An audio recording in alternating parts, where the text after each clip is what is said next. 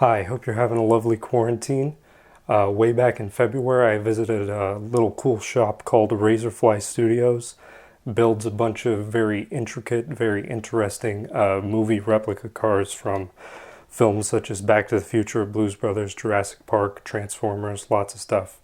And I finally got around to stitching all that footage together. But this video accompanies an article I wrote for Car and Driver, which you can find in the June issue, but also if you don't have the issue, there's a link. It's online, available to read for everybody, so I recommend you check that out. Thank you, and enjoy.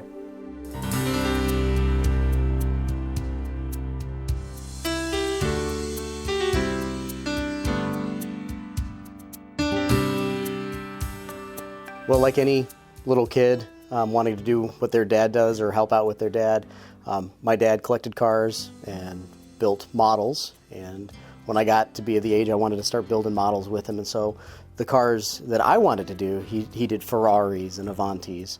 I wanted to do movie cars. And at the time, they didn't really have a lot of movie car models. So I would buy a Jeep and paint it like the Jurassic Park Jeep. But yeah, it was building the models, and I really enjoyed that. But I always wanted something that was life-size, something that was real. The DeLorean I purchased in 2011, the one I found was in Rock Hill, South Carolina. It was at a used car dealership. The guy didn't really know what he had. And so he told me that he had 3 of them, had sold 2, and there was 1 left.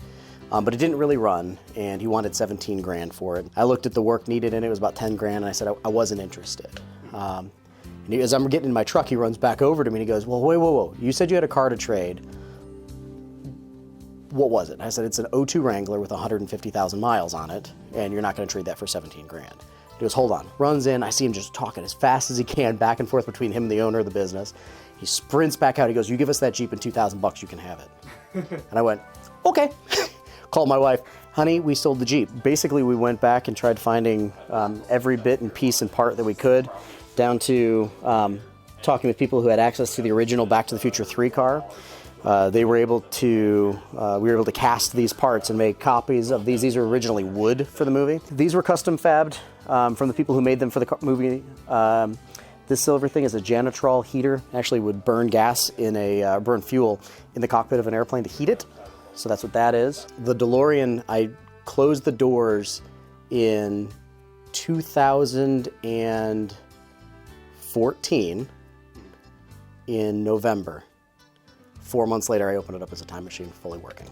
This is a heatsink out of a 1970s Xerox copier.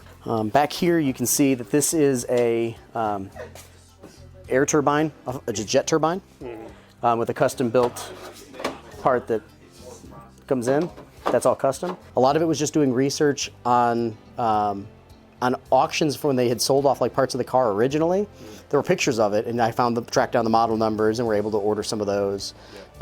Surprising amount of stuff is still fairly easy to get a hold of, and then some of the stuff is so non-existent that you have to replicate it and make it original. 1970s Dodge Polara hubcap, bunch of heat sinks, more military stuff. This is a gyroscope mount out of an aircraft, military aircraft. This does not exist, it's impossible to get, so these are custom fabbed.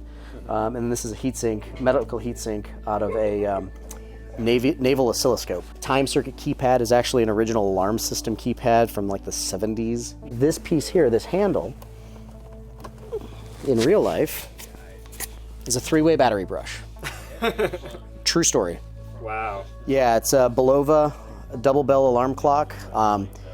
There's a few models that they made. They're antique alarm clocks, so they're very, very hard to come by. They're not something you find on eBay. It's clock collectors and clock stores will have those kinds of things. Some of the actors from Back to the Future were coming in to appear at one of the comic book conventions in Atlanta. Brought the hood in to the convention center, and they were gracious enough to sign it. We had Christopher Lloyd, who played Doc, Leah Thompson, who played Lorraine, the mom, and James Tolkien, who was the Principal Strickland. This is a Futaba remote. The only difference between this one is that it's got the red lettering, not the green lettering, which the movie has green. So I'm not finished with this one yet. But this is the same remote that they use in the movie. And this is where it would give the display. I love driving the time machine. It is such a unique piece of filmmaking history. Every single one of those cars has a different feeling that it invokes. Taking the top off of the Jeep and driving the Jurassic Park Jeep through the Blue Ridge Parkway makes you feel like you're in Jurassic Park. We've got the BF Goodrich all-terrain TAs. In the movie, they were radials. Those don't exist anymore, and it's dangerous to drive on 20-year-old tires. This is a true Sahara. It is the sand beige exterior in low gloss, so basically it had no clear coat put on it. And that has the spice green interior, so the spice and green. We've even got the park tag, and this has also got the Ramsey REP 6000 winch, so it is a 6,000 pound winch. We have our 92 Ford Explorer. This one is, we found actually in Georgia. It was in very good condition, about 80,000 miles, I think was the original mileage on it. These are the track guides and the camera. This was designed to, because they're driverless cars, they would run on a track on the road. Well, this camera was supposed to be looking at that track and be sending information back to Hammond's control center and the command center. In here we've got the same Pelican case that they kept the spot lamps in. We've got our night vision goggles that Tim uses, full custom interior. We did some Blu-ray and Ultra HD screenshots, and we're able to go in and find all the stitching patterns and everything, and they were able to match all of that. We've even got the brochure for Jurassic Park. We've got the driverless driver cams here. So actually, in the movie, a guy sat in the back underneath the plastic, and they drove from there. To match what was in the movie, it was a full custom dash. Now, the gauges we have is that cluster that I had on before. There is a cluster you can buy from Summit Racing that puts all the sensors and everything into this. And it's we like just a have race pack type deal. Correct, and we have a disconnect, so we pop it out and put those back on.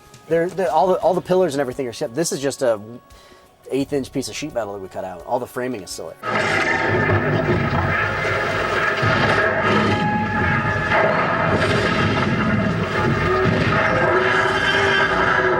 Boy, do I hate being right all the time. When it comes down to the Monaco, for example, I didn't mind if it looked a little rough, because in the movie it's a little rough.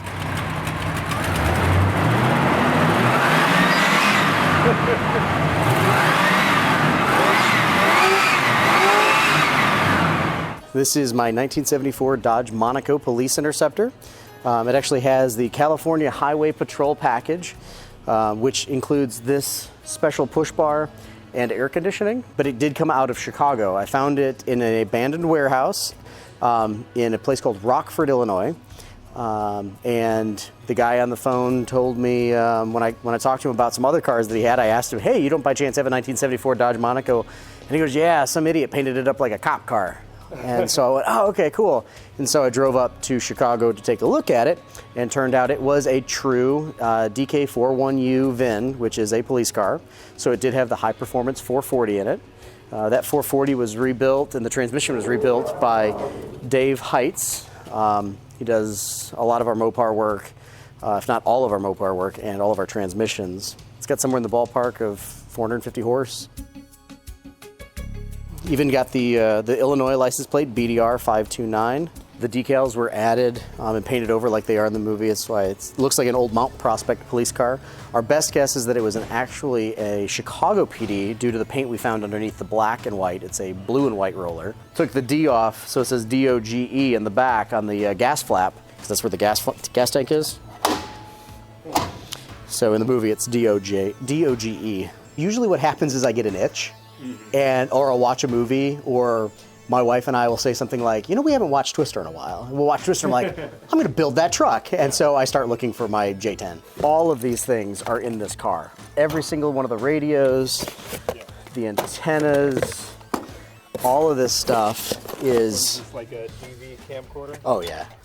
Then there's like the old car phone. Seriously. Nice. It's all of this stuff is in there. Yeah. Down to the correct lamps. These get mounted up here. So we do have to custom make the rear bumper. It's two square stock pieces made into a bumper, and then the whole suspension has to be upgraded. It's a jacked up truck. It's painted yellow. It's got all the extra piping in it. It's something that the movies gave us, these cars have given us as part of our culture, our history, even in just the last 30 or 40 years of movie making, that has an emotional connection with people that just the car itself doesn't always have. If it wasn't for Back to the Future, the DeLorean might not still be a car that people want to save. They might look at it as an old Fiero.